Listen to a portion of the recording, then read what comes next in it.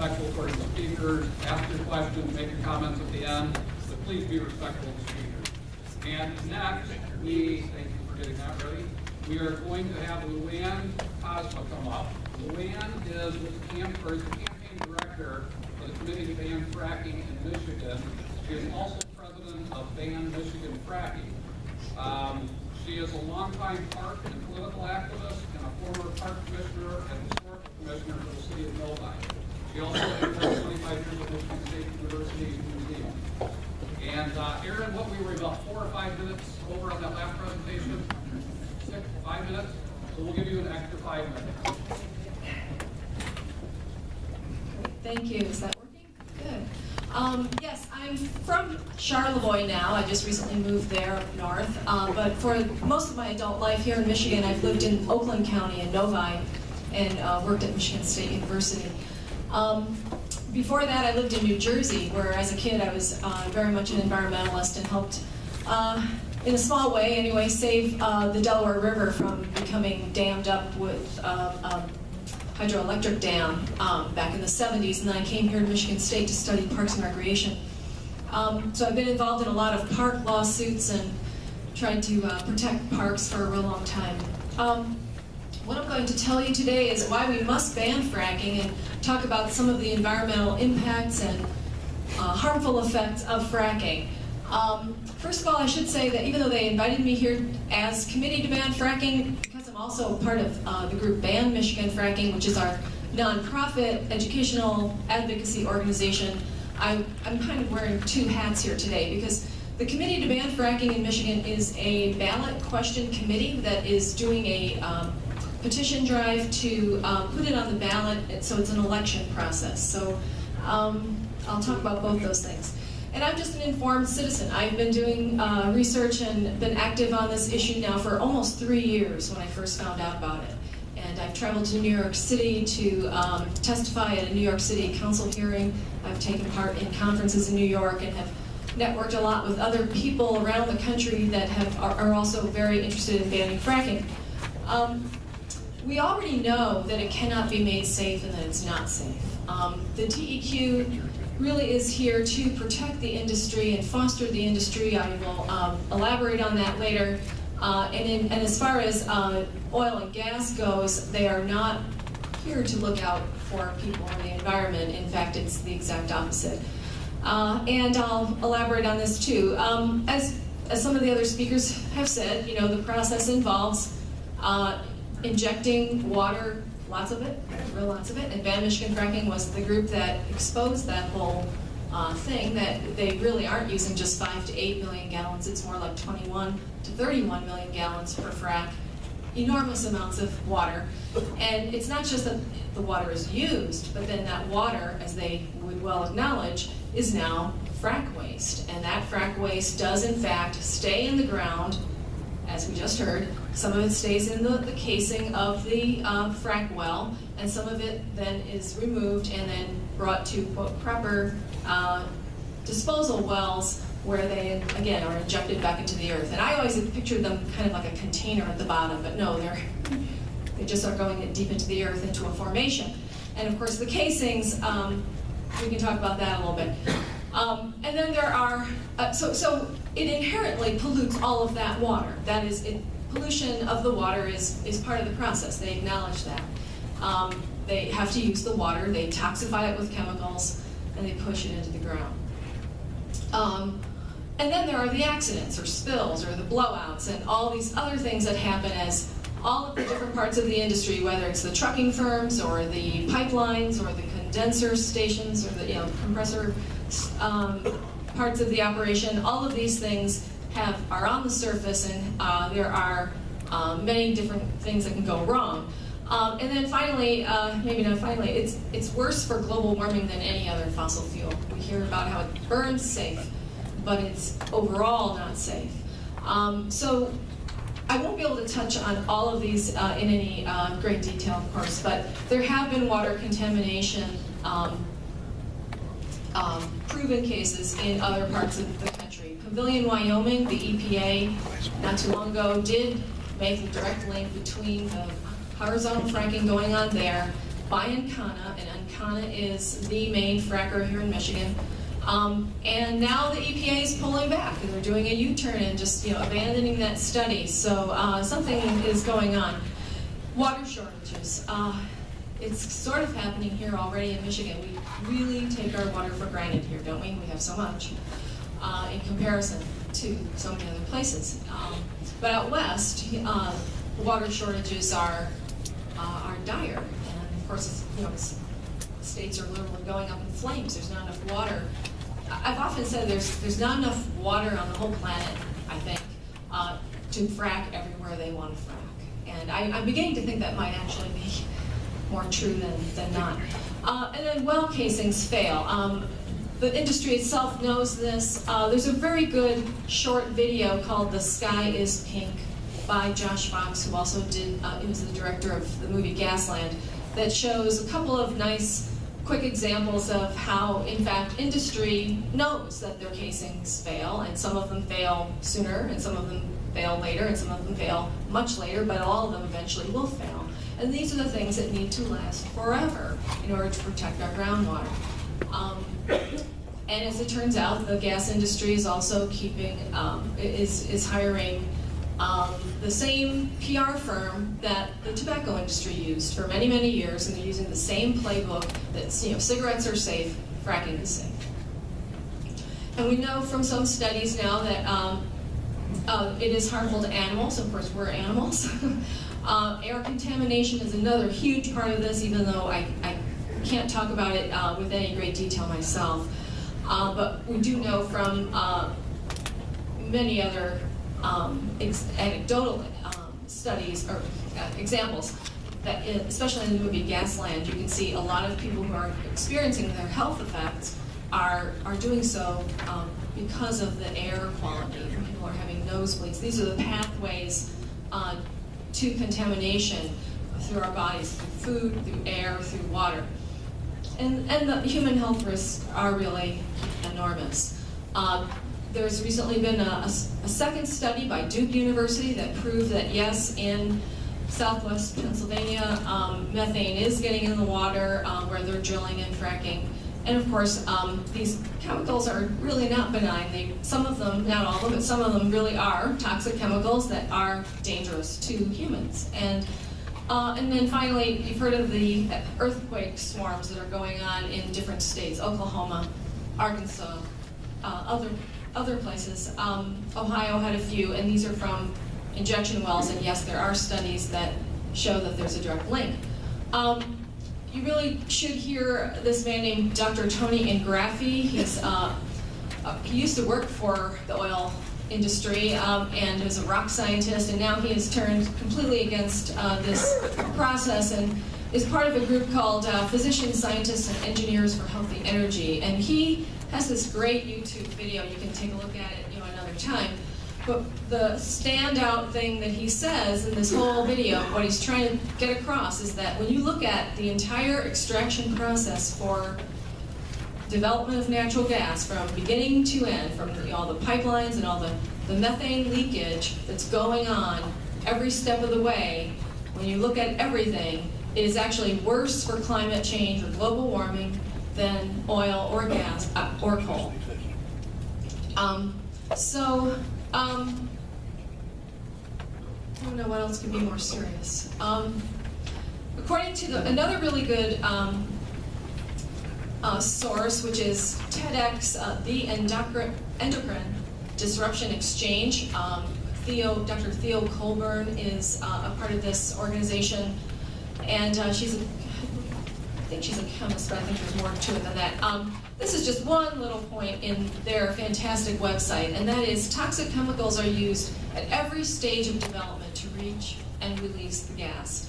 And here's another. Most chemicals found in the drilling muds, a lot of times we're not thinking about these drilling muds, but in Michigan, those drilling muds are going to public landfills, and or they are being solidified on site. So again, and these are considered hazardous waste normally by Superfund law, but because these are exempted, they're not. We already I'm glad to hear the DEQ finally admitting that they are in fact using these, the reality of the water that they're using is 21 to 31 million gallons per frac. Take a look at Ban Michigan Fracking's website for that story. We called it Michigan's 21 million gallon frack job, and we report on how we uncovered that information and how unwilling they were to even admit it. We actually got it from industry itself. It's self-reported from Frac Focus. We got emails from Frac Focus, and yes, they were using that much water. And you can't just take studies' words for it. You have to listen to people who really are being affected by the drilling. I'm not one of those people. I don't live in Pennsylvania where there are thousands of frac wells, or Colorado or Wyoming where there are, but you really do need to hear the stories of those people.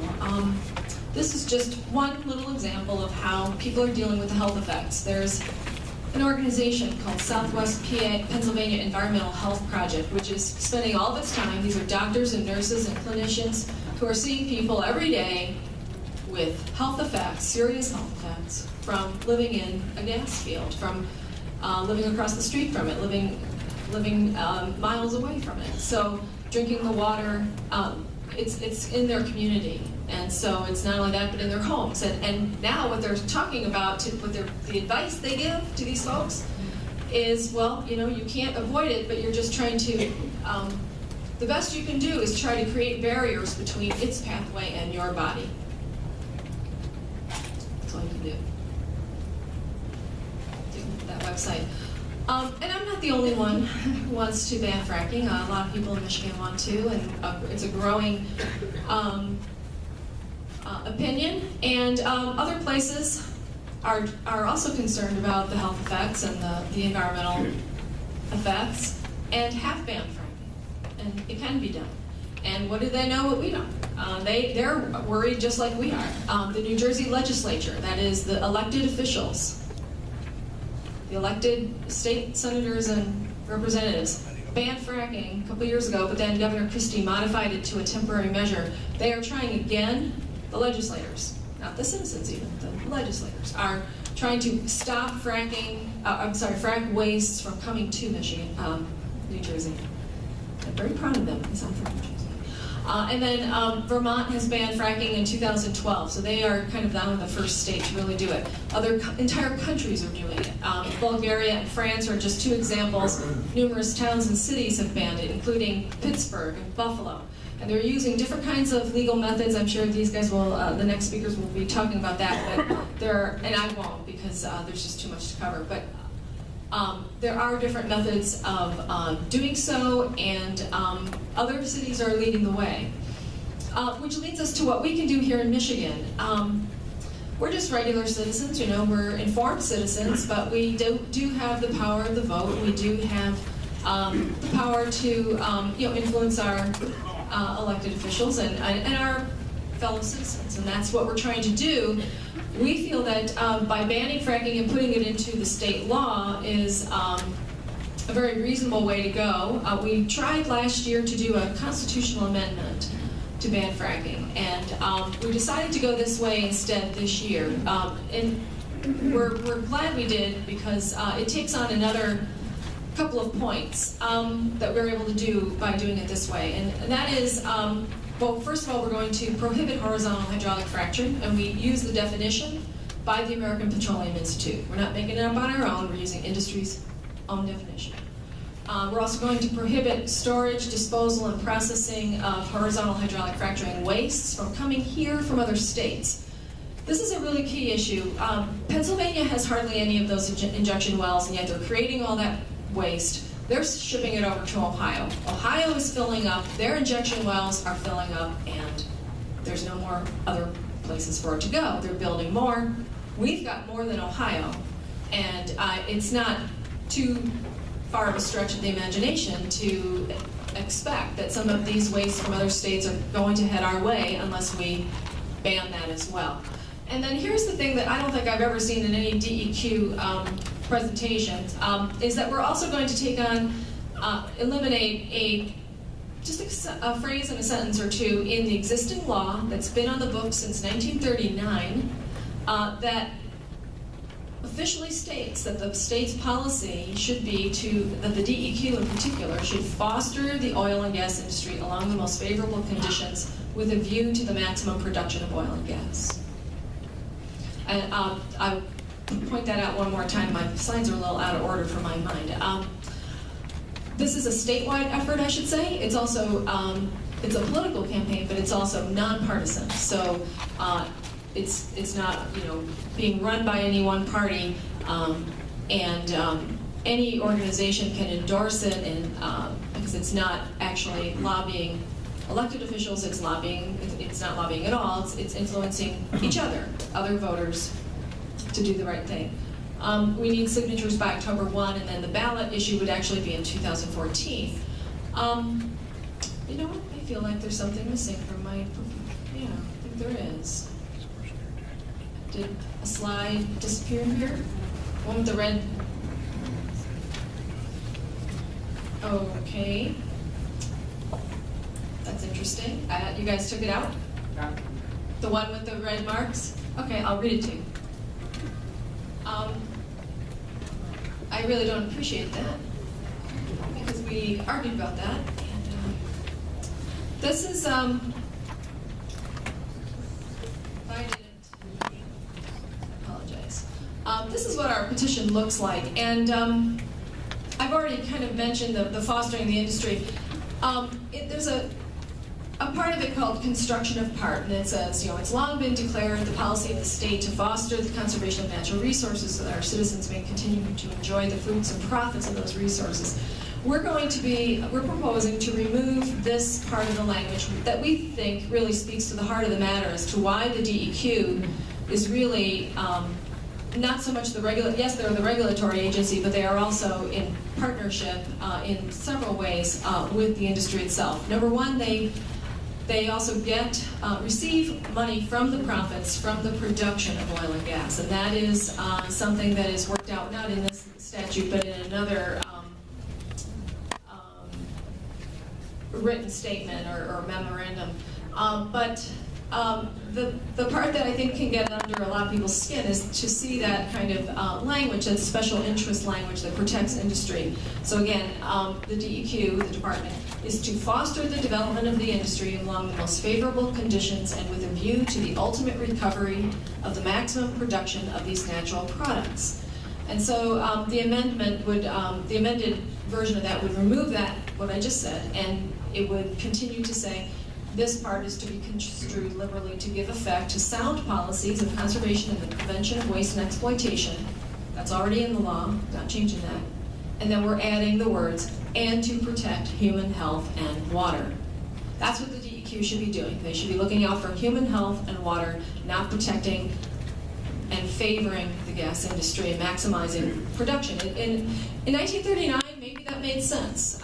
Maybe when there were, when gas migrated and was fluid and was going from one pocket to another, and there were actually reservoirs, not hard rock that you had to blast through, like they're doing now, with horizontal hydraulic fracturing, with unconventional fracturing. Maybe that made sense, so that it was maximizing the production and there weren't so many rigs and you weren't stealing your oil and you weren't stealing her oil. And but now it means a completely different thing. It's really like saying frack baby frack, because everywhere they go, they find it. The entire Lower Peninsula has that bedrock that is frackable.